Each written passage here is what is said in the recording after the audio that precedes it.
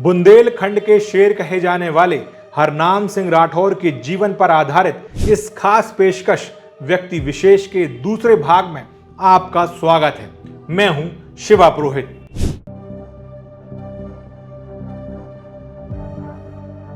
तारीख थी 24 नवंबर 1993। अविभाजित मध्य प्रदेश की 320 विधानसभा सीटों पर मतदान चल रहा था। सागर जिले की बंडा विधानसभा से 2 बार के विधायक रहते हुए हरनाम सिंह राठौर बीजेपी के टिकट पर तीसरी बार चुनाव लड़ रहे थे। करीब 4 बजे शाम को हरनाम सिंह राठौर जब कई पोलिंग बूथ पर वोटिंग का मुआयना कर एक पोलिंग बूथ पर पहुंचते हैं, तभी अचानक उनके पास उनका सबसे विश्वसनीय व्यक्ति पहुंचता है। वो उनके कान में कुछ कहता है। हरनाम सिंह राठौर उसकी बात बड़े ही ध्यान से सुनते हैं और थोड़ा सोचते हैं और फिर बिना कुछ बोले केवल अपना सर हिलाते हुए आगे की पोलिंग पर निकल जाते हैं। इसके अगले कुछ दिन बाद जब मध्य प्रदेश विधानसभा चुनाव के नतीजे आते हैं, तब जो बात हरनाम सिंह राठौर के कान में उनके समर्थक ने कही थी, वो बात कुछ हद तक सही साबित होती है। कांग्रेस बंडा विधानसभा से 3,352 वोटों से चुनाव जीत जाती है। दरअसल कांग्रेस ने हरनाम सिंह राठौर के बढ़ते कद को देखते हुए यह समझ लिया था, अगर वो इस तरह सत्ता में बने रहे तो कांग्रेस को आने वाले दिनों में इसका खामियाजा उठाना पड़ेगा। इसलिए कांग्रेस ने सागर के एक बड़े और दबंग शराब कारोबारी संतोष साहू को बंडा विधानसभा क्षेत्र से मैदान में उतारा। वरिष्ठ बीजेपी नेता हरिराम सिंह 1993 के इस चुनाव को याद करते हुए बताते हैं, हरनाम भैया को चुनाव में अपनी जीत को लेकर बिल्कुल भी संदेह नहीं था। मैं जब भी उनसे कहता था, भैया मुझे कुछ ठीक नहीं लग रहा है, लोगों के भाव समझ नहीं आ रहे हैं, तो वो मुझसे कहते थे, वकील साहब क्या हमने कुछ काम करने में कमी रखी है। हमारे हरनाम भैया इतने अस्वस्थ थे काम के प्रति। मैं जब भी उनसे कहता था कि भैया कुछ मुझे ठीक नहीं लग रहा लोगों के भाव, तो एक बात कहते थे कि क्या वकील साहब कहूँ अपन ने कर्वी में कमी रखी। हमने कि नहीं भैया। तो उसमें क्या हुआ कि इन्होंने जो पैसा बांटा तो लोगों में एक बात बनाई कि हमारा 10 वोट हैं, 6 हरनाम भैया को तो दे ही रहे हैं, पैसा ले रहे तो 4 साहू जी को दे दी। इस दृष्टि से लोग बटे तो उसमें हम पिछड़ गए। बस ये हुआ पैसा के लेन देन में, और ना तो हमारे और न कार्यकर्ताओं में कुछ नहीं हुआ, सिर्फ पैसा के लेन देन। साल 1993 में हरनाम सिंह राठौर और संतोष साहू के बीच हुआ यह चुनाव एक ऐतिहासिक चुनाव था। मध्य प्रदेश की सत्ता में साल 1990 में भाजपा ने वापसी की। सुंदरलाल पटवा सीएम बने। तब हरनाम सिंह राठौर बुंदेलखंड में दिन ब दिन मजबूत होते जा रहे थे। सत्ता में आने के बाद उनका प्रभाव और तेजी से बढ़ता जा रहा था, लेकिन अयोध्या में बाबरी विध्वंस की घटना के बाद केंद्र ने पटवा सरकार को बर्खास्त कर दिया। इसके बाद साल 1993 में जब फिर से विधानसभा चुनाव हुए, तब बंडा विधानसभा के लिए कांग्रेस ने एक अचूक प्लान बनाया था, जिसके चलते ये सीट मध्य प्रदेश विधानसभा चुनाव की सबसे संवेदनशील सीटों में से एक बनी। ये चुनाव कई मायनों में संवेदनशील रहा। एक तरफ हरनाम सिंह राठौर थे, जिनका जलजला पूरे सागर जिले में था, जबकि संतोष साहू एक बड़े शराब कारोबारी थे। उनकी छवि किसी डॉन से कम नहीं थी। बताते हैं इस चुनाव में जमकर बाहुबल और धनबल का उपयोग हुआ। कई जगह हिंसा और गोली चलने तक की खबरें भी आईं। हरिराम सिंह इस चुनाव को याद करते हुए बताते हैं, हाँ संवेदनशील था, काफी जगह गोली चली, काफी जगह वो हुआ, हम लोगों ने बहुत संयम का परिचय दिया, लेकिन कहीं भी डरे नहीं, चौंके नहीं, पूरा दमदारी से पूरा मुकाबला किया। लेकिन इतना आत्मविश्वास उनको था और मुझे था कि चुनाव गड़बड़ नहीं। अगर जरा भी इस बात की हमें 24 घंटे पहले भी भनक होती कि लोग इतने बिक गए हैं, तो उस चुनाव को परिणाम को हम बिल्कुल 6,000 में पलट लेते। पर 1 रुपया भी कभी जीवन में हरनाम भैया ने बांटा नहीं। चुनाव के नाम पे 1 रुपया नहीं कभी बांटा, और वैसे तो लाखों रुपए खर्च करते थे। आदमी की दवाई हो रही है 10,000 दे देते थे, पर चुनाव में नहीं बांटते थे। क्यों? हम 5 साल तो ही काम करते हैं। लेकिन इस हार के बाद सागर की राजनीतिक इतिहास में दुश्मनी की एक नई इबारत देखी गई। हरनाम सिंह राठौर के नजदीकी रहे वरिष्ठ अधिवक्ता ब्रज बिहारी चौरसिया कहते हैं, दोस्ती और दुश्मनी निभाना अगर किसी को सीखना है तो वो हरनाम भैया से सीखना चाहिए। और कुछ ऐसा ही हरनाम सिंह राठौर के व्यक्तित्व को लेकर बताते हैं। हरनाम भैया बहुत शांत स्वभाव के व्यक्ति थे, ये उनकी खूबी थी। और एक संदेश उनने हमेशा दिया है, उन्हें आत्मसात भी किया है। उनका कहना था कि दोस्ती और दुश्मनी राजनीति में हमेशा ईमानदारी से निभाओ। बहुत अच्छी चीज़ उनने सिखाई है ये, दोस्ती और दुश्मनी ईमानदारी से निभाओ। उनका एक नियम था हरनाम भैया का, मित्र तो मित्र और शत्रु तो शत्रु। मित्र के पीछे लाख लग जाए तो उनको कोई फर्क नहीं, और शत्रु है तो उस तरफ जाएंगे नहीं। दरअसल हरनाम सिंह राठौर की दोस्ती और दुश्मनी दोनों ही बड़ा मशहूर हुई। दोनों के कई किस्से भी हैं। जिस शख्स को वो अपना मानते वो उसके साथ जीवन भर खड़े रहते, और जिससे उनकी दुश्मनी हो जाती वो उसे भी पूरी ईमानदारी के साथ निभाते। ऐसा कहा जाता है कि हरनाम सिंह राठौर ने हमेशा संतोष साहू से अपनी दुश्मनी पूरी ईमानदारी से निभाई। हालांकि उन्होंने कभी इसे प्रचारित नहीं किया, लेकिन उनके दिल में ये बात हमेशा घर करे रही। हरनाम सिंह राठौर की संतोष साहू के प्रति नफरत की बानगी एक छोटे से उदाहरण से समझने की कोशिश करिएगा। हरनाम सिंह राठौर के निजी ड्राइवर भगत सिंह एक बार मुझे बताते हैं, पापा यानी हरनाम सिंह राठौर जब भी बहेरिया फार्म हाउस जाते या मकरोनिया से गुजरते तो जैसे ही संतोष साहू की निर्माणाधीन और बाद में बनकर तैयार हुई पैराडाइज होटल पास आती, वो दूसरी तरफ अपना चेहरा घुमा लेते। उन्होंने कभी भी उस होटल की तरफ नहीं देखा, क्योंकि वो होटल संतोष साहू की थी। एक बार विधायक रहते हुए गोपाल भार्गव और संतोष साहू के बीच किसी बात को लेकर ठन गई, जिसके बाद ऐसी चर्चाएं जोर पकड़ने लगी कि संतोष साहू ने सागर शहर में घुसने पर गोपाल भार्गव को खुली धमकी दी है। दरअसल साल 1993 में दिग्विजय सिंह की सरकार आई, तब संतोष साहू पावर में आ गए। एक वक्त ऐसा आया, गोपाल भार्गव और संतोष साहू के बीच विवाद इतना बढ़ गया कि संतोष साहू ने गोपाल भार्गव को सागर नगर की सीमा में ना घुसने की चेतावनी दे डाली। वरिष्ठ भाजपा नेता हरिराम सिंह बताते हैं, रहली विधानसभा में तत्कालीन विधायक रहते हुए गोपाल भार्गव ने संतोष साहू की कुछ शराब दुकानें हटाने की कोशिश की, जिसके बाद संतोष साहू ने धमकी दी कि अगर गोपाल भार्गव सागर शहर की सीमा में घुसेंगे तो उनके हाथ काट लिए जाएंगे।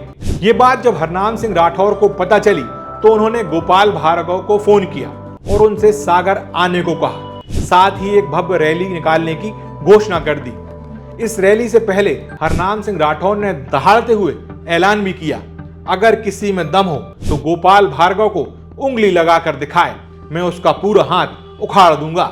इसके बाद रैली मोतीनगर चौराहे से शुरू हुई। हरनाम सिंह राठौर खुद गोपाल भार्गव का हाथ पकड़कर पैदल चलते हुए सबसे पहले तीनबत्ती होते हुए कटरा पहुंचे, जहां संतोष साहू का दफ्तर हुआ करता था। उनका ये था कि इनकी दुकान थी, तो भार्गव जी ने 2-3 दुकानें वहाँ डिस्टर्ब करा दी थी। तो इनने साहू जी ने कहा कि गोपाल भार्गव जी अगर आएंगे सागर तो अब इनके हाथ कटवा देंगे। ये बात स्टेटमेंट में भैया को पता लगी, तो भैया ने फ़ोन किया, गोपाल भैया आप सागर आओ, और ये तय किया कि पूरा जुलूस अपना मोतीनगर से और तीनबत्ती कटरा होती सदर आएगा, और घोषणा कर दी थी कि अगर कोई इनकी उंगली को हाथ लगाएगा तो पोंचा काट लो। और बिल्कुल साथ में आके पूरा वहाँ से लेके सदर बंगला तक जुलूस आया था, और उस दिन लगभग हुए तो 1000-2000 हथियार बुरे लोगों के हाथ में, और वहाँ से आए थे सदर तक, कहीं किसी ने कोई। ठीक ऐसा ही कुछ बीजेपी के वरिष्ठ नेता दिलीप सिंह जूदेव की सभा को लेकर हुआ। उनकी एक सभा सागर में होनी थी, जिसको लेकर कुछ इसी तरह की धमकी दी गई, जिसके बाद न सिर्फ हरनाम सिंह राठौर ने तीनबत्ती पर सभा आयोजित की, बल्कि एक बेहद तीखा और चर्चित भाषण भी दिया। उन्होंने मंच पर खड़े होकर ललकारते हुए कहा कि ये बेटे हैं जूदेव जी, जिसकी मां ने उसे दूध पिलाया हो, इन्हें हाथ लगा कर दिखाए, मैं हरनाम सिंह राठौर उसकी खाल उतार कर उसमें भूसा भरवा दूंगा।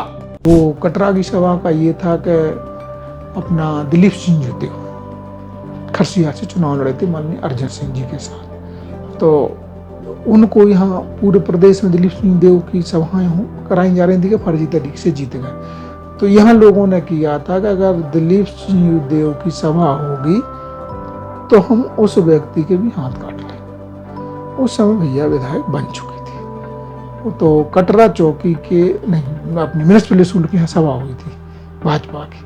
वो भाजपा में सबसे पहले उन्होंने कहा था कि जिस व्यक्ति की माँ ने दूध पिलाया हो, तो ये बैठे हैं दिलीप सिंह देव, इनको छू ले तो मैं कहता हूं खाल निकाल के मैं भूसा भरवाऊंगा इसी वक्त।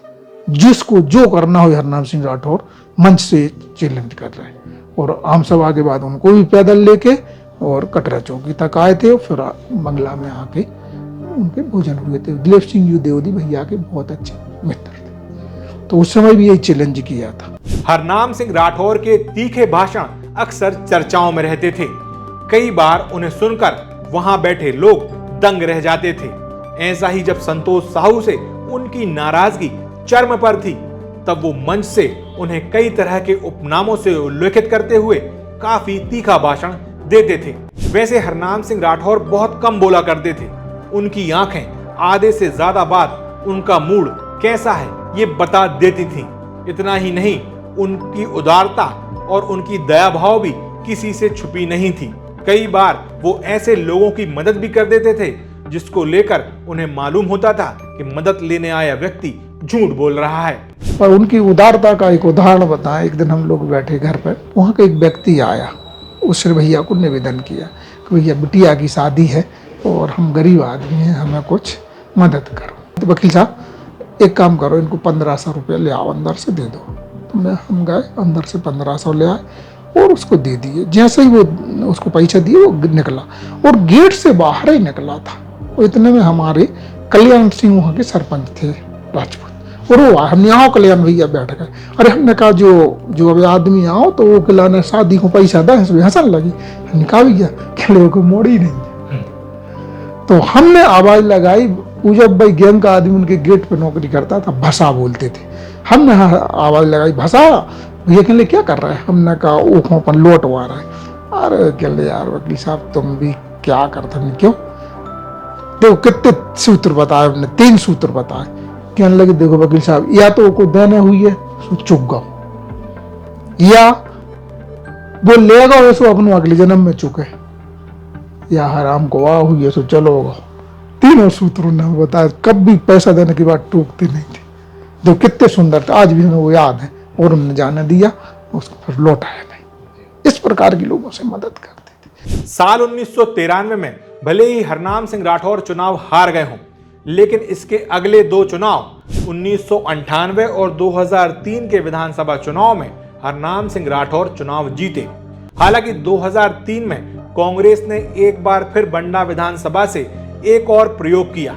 यहां से कांग्रेस के वरिष्ठ नेता डालचंद जैन के परिवार से यानी BS जैन परिवार से स्वदेश जैन को टिकट दिया। लेकिन इस चुनाव में हरनाम सिंह राठौर ने कोई चूक नहीं की और चुनाव जीते। हरनाम सिंह राठौर के चुनाव लड़ने का भी एक अपना स्टाइल था। उनके करीबी रहे हरिराम सिंह और वरिष्ठ अधिवक्ता ब्रज बिहारी चौरसिया बताते हैं, हरनाम भैया के चुनाव लड़ने का पैटर्न ही अलग था। वो कभी किसी से वोट नहीं मांगते थे। वो अपने पूरे चुनाव कैंपेन में जाते और सिर्फ लोगों से मिलते जुलते थे। कभी किसी के यहाँ चाय पी ली तो कभी सबके बीच बैठकर बीड़ी पीते, सबकी बातें सुनते और सीधे चले आते। लेकिन वो कभी किसी से वोट देने के लिए नहीं कहते। एक शाही तरीके से चुनाव लड़ते थे, ठीक है ना। एक क्षेत्र में पहुंच जाते थे, एक खाट पे बैठना, बीड़ी पीना उनका पैटर्न था, और पूरा गांव इकट्ठा हो जाता था वहां। घर घर डोर टू डोर प्रचार वो नहीं करते थे। बताते हैं कि वो वोट मांगते भी नहीं थे। नहीं, कभी नहीं मांगी वोट। हमने भी इतने लंबे समय कई चुनाव उनके किए हैं, कभी ना हमने वोट मांगते देखा है और ना कोई झूठा आश्वासन देते थे किसी को। कभी नहीं दिया उन्होंने झूठा आश्वासन। पैसे बांटने की, प्रलोभन देने की इस राजनीति के बहुत खिलाफ थे वो। उनका मतदाता उनसे कभी नाराज नहीं रहता था। गांव में कोई शादी हो, कोई फंक्शन हो, कुछ भी हो, एक परिवार के नाते वो उसकी सारी समस्याओं का समाधान करते थे। और उनका जो चुनाव प्रचार करने का तरीका था, उन्होंने पूरे जीवन में कभी किसी से वोट नहीं मांगा, गांव में कभी किसी को वोट को नहीं कहते। गए, बैठे, दरवाजे पे सारी हालचाल हुई, क्योंकि उस समय वो बीड़ी पीते थे। और जो व्यक्ति जो बिछा दे, कंबल बिछा दे, दरी बिछा दे, फट्टा बिछा दे, उस पर बड़े प्रेम से बैठना और उससे बात करना, बीड़ी पीना, हाल चाल की बातें हुई और बातें करके और उठ के भी राम रहीम हुई चले जाना। और अधिकांश वो ऐसा रहता था कि उनके साथ के गांव में ज़्यादा से ज़्यादा 2-3 जगह बैठते थे, वहीं सब लोग आ जाते थे सूचना पर, उनको घर घर नहीं जाना पड़ता था, ऐसा उनका प्रभाव था। हरनाम सिंह राठौर और मध्य प्रदेश की पूर्व सीएम उमा भारती बहुत करीबी थे। उमा भारती जब 6 साल की थीं और जब भी सागर में कथा का वाचन करने आती थीं, तो राठौर बंगले में ही रुकती थीं। वो हरनाम सिंह राठौर को अपना बड़ा भाई मानती थी। उमा भारती जब राजनीति में आई, तब उनकी आर्थिक मदद से लेकर अन्य व्यवस्थाओं में हरनाम सिंह राठौर की एक अहम भूमिका होती थी। जब उमा भारती साल 2003 में बीजेपी की सीएम का चेहरा बनी, तब हरनाम सिंह राठौर ने बुंदेलखंड में बीजेपी की कमान थामी और यहां से बीजेपी के गढ़ को मजबूत किया। उधर उमा भारती सीएम बनी तो हरनाम सिंह राठौर उनके कैबिनेट में मंत्री बने। उमा भारती के संबंध उनके ऐसे थे कि वो जब 6-7 वर्ष की थी तो प्रवचन को आती थी, क्योंकि इनका परिवार धार्मिक था। तो रुकना अधिकांश सागर में बंगले पे होता था। तो अम्मा और बड़ी भाभी उनको नहलाती थी, फ्राक पहनाती थी, कपड़े पहनाती थी। तो उस समय से बड़े भैया बड़ी भाभी उनको बोलती थी, और वो संबंध जुड़े रहे और राजनीति में भी वो संबंध जाके आगे जुड़ गए। तो बड़े भैया को इतना ही सम्मान करते कि जहां अगर भैया ने कह दिया तो वो मान जाती थी। मूड की बात आई और भैया ने कहा तो मान जाती थी। और उसी हिसाब से राजनीति में डिगलिंग थी। हमेशा जब सांसद रही, हमेशा वो फाइनेंशियली मदद करते थे उनकी, मैं ही देना जाता था, चुनाव लड़ती थी। दरअसल हरनाम सिंह राठौर की अपनी एक अलग जीवन शैली है। अक्सर वो सुबह देरी से उठते, देर रात तक अपने विधानसभा क्षेत्र में घूमते, परिवार से ज्यादा पार्टी को तवज्जो देते और हमेशा अपने मन मुताबिक जीना उनकी एक आदत थी। उनकी इस शैली से उमा भारती बचपन से ही परिचित थीं। जब उमा भारती सीएम बनी, तब उन्होंने एक बार हरनाम सिंह राठौर से मजाक करते हुए कहा कि भैया, पहले आप बड़े भैया थे, मैं कुछ भी नहीं कह पाती थी, लेकिन अब मैं सीएम बन गई हूं, अब आपको टाइम टेबल से उठना है और टाइम टेबल से आना है। उमा भारती एक दिन कहने लगी, भैया मुख्यमंत्री बनने के बाद मुझे एक बड़ी उपलब्धि हुई है। क्या? कहले अब मैं कुछ आपसे कह सकती हूँ। उस समय तो बड़े भाई थे तो कुछ कह नहीं सकते थे, पर आप कुछ कह सकती हो। आप टाइम टेबल से उठना और टाइम से आना और टाइम से जाना। तो उस समय भैया जब कैबिनेट रहती थी, उस दिन बाकायदा 6-7 बजे उठ जाते थे, तैयार होते थे, चंदन लगाते थे। क्या वो देखती थी दीदी के क्या पूजा करी कि नहीं, तो लखे थे बच्चों चंदन मुझे सब ले आके रख दियो और टीका लगा के और कैबिनेट में जाते थे। और बहुत ही सम्मान उमा जी उनका करती थी, भैया उनका करते थे। इनके विभाग के मामले में कभी हरिराम सिंह उमा भारती और हरनाम सिंह राठौर के कुछ किस्से सुनाते हुए बताते हैं। हम लोग भोपाल में थे जब ये मुख्यमंत्री नहीं थे। हम लोग भदभदा के यहाँ से आउटर से जा रहे थे, तो कहने लगे भैया गाड़ी रोको, जिप्सी लिए थे। भैया चला रहे थे, दीदी आगे बैठे थे, हम लोग पीछे थे। कहले गाड़ी रोको। कहले क्या? भैया गुरपट्टी खाने। क्या करा था? कहले सही बताए, हमें खूब मन होता कि बचपन में गुरपट्टी खाते, खा ले मैंने, ये से नहीं खा पाऊँ तो दूसरे लोग कहेंगे ये गुरपट्टी खात। भैया ने गाड़ी रोकी और कहते। एक बार की और घटना है, हम लोग थे दमोई के उपचुनाव में। तो उपचुनाव में हम लोग थे इंटीरियल में, उमा जी आई थी। तो शाम हो गई। कहले भैया एक हमें बहुत शौक लगता है, लेकिन बाकी लोगों से कह नहीं सकती और डर लगता है। आप गाड़ी चलाओ, हमें बोनट पर बैठना है और बोनट पर बैठ के हमें तो आनंद लेना है। कैसा आप से भरोसा है? भैया कहले का दीदी बचपन की बात ना कहले चलाओ। लगभग 5 किलोमीटर गाड़ी चलाई और बोनट पर बैठे रात, और ऐसा उनका स्नेह था। जब उमा भारती ने हुबली मामले में सीएम पद से इस्तीफा दिया तो उनके साथ सबसे पहले इस्तीफा भेजने वाले मंत्रियों में हरनाम सिंह राठौर ही थे। इसके बाद गोपाल भार्गव दूसरे मंत्री थे जिन्होंने इस्तीफे की पेशकश की। हालांकि इस दौरान उमा भारती ने सभी को इस्तीफा वापस लेने को कहा। उस समय सबको मना किया था उमा जी ने, कोई इस्तीफा नहीं देगा, कोई मेरे साथ नहीं जाएगा, मैं अकेले रहूंगा। सबको टोटली मना कर दिया था कि मेरे साथ कोई नहीं जाएगा, ना कोई फिर गया इन मना करने के बाद, और ना किसी ने इस्तीफा दिया। लेकिन इसके बाद एक मौका ऐसा भी आया जो अगर घटित हो जाता तो मध्य प्रदेश की राजनीति का इतिहास आज कुछ और ही होता। जब उमा भारती ने साल 2004 में सीएम पद से इस्तीफा दिया तो हरनाम सिंह राठौर के पास मध्य प्रदेश के सीएम बनने का एक सुनहरा मौका आया। बीजेपी के वरिष्ठ नेता हरिराम सिंह और अधिवक्ता ब्रज बिहारी चौरसिया उस वक्त को याद करते हुए बताते हैं, हरनाम भैया की कोई राजनीतिक महत्वाकांक्षा नहीं रही। जब उमा भारती ने सीएम पद से इस्तीफा दिया तब एक वक्त ऐसा आया जब हरनाम भैया बाबूलाल गौर की जगह सीएम बन सकते थे। लेकिन जब उमा भारती ने उनसे इस बारे में पूछा तो उन्होंने साफ मना कर दिया। लेकिन हरनाम भैया ने मना कर दी थी। पहली पसंद थे उमा भारती ने का मतलब सोच था कि हरनाम बन जाए, मना कर दी थी। उसके पीछे वजह हकीकत बात तो जो हरिराम जी ने बताई वही है। इनकी लाइफ स्टाइल और मुख्यमंत्री की लाइफ स्टाइल अलग है, ईमानदारी की बातचीत नहीं। वे अगर महत्वाकांक्षी होते तो देश के टॉप नेताओं में होते ना।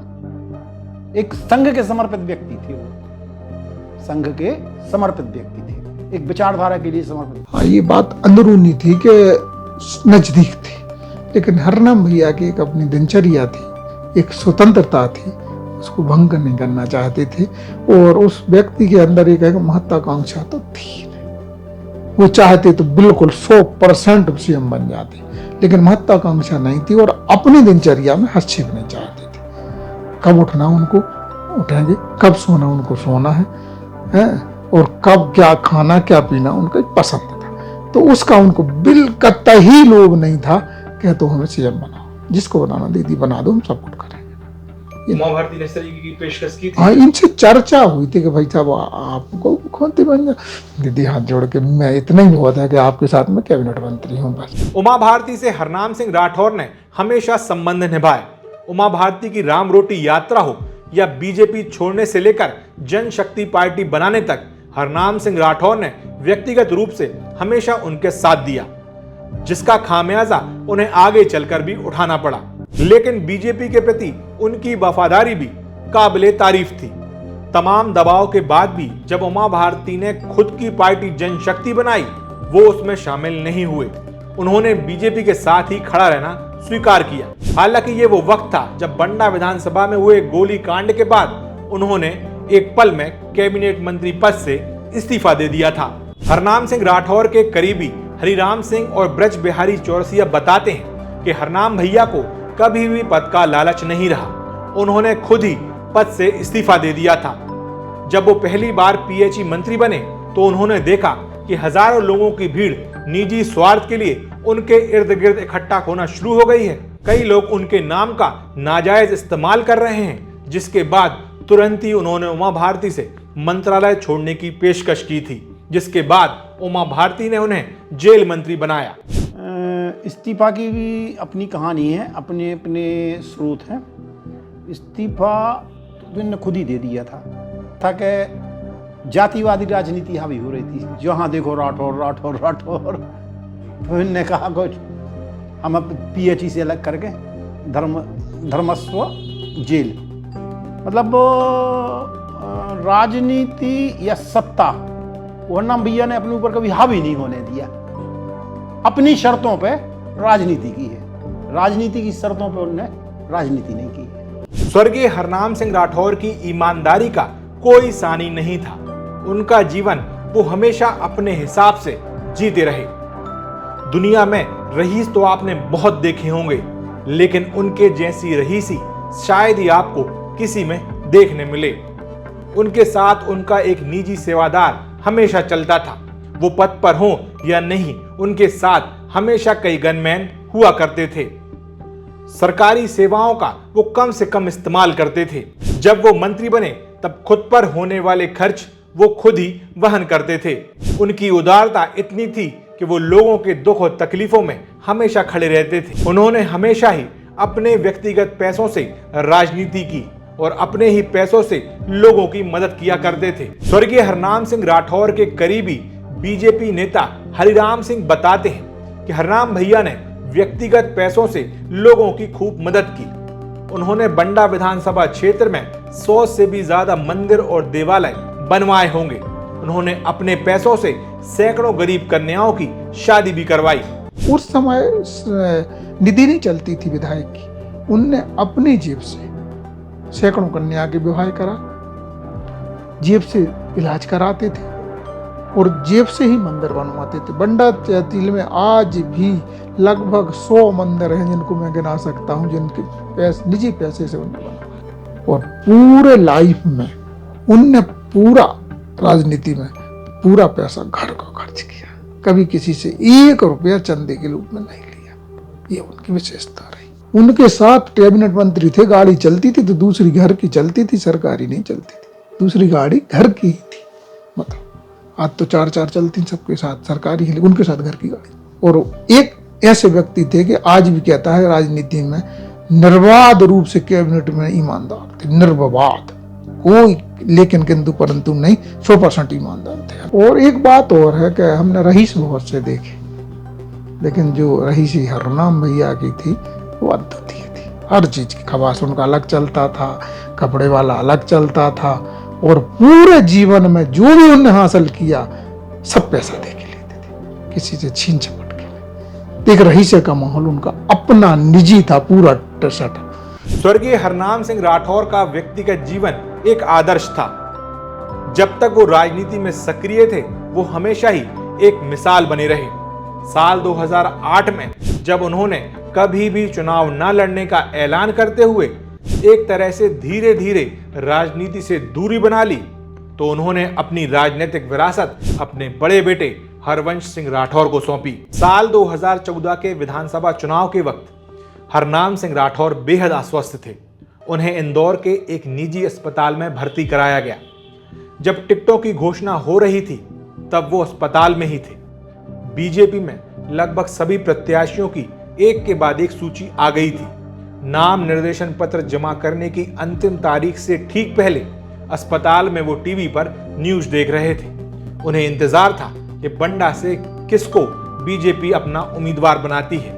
जैसे ही टीवी पर उनके बड़े पुत्र हरवंश सिंह राठौर का नाम बंडा विधानसभा से बीजेपी के प्रत्याशी के तौर पर फ्लैश होता है, उनके चेहरे पर सुकून भरी मुस्कान आ जाती है।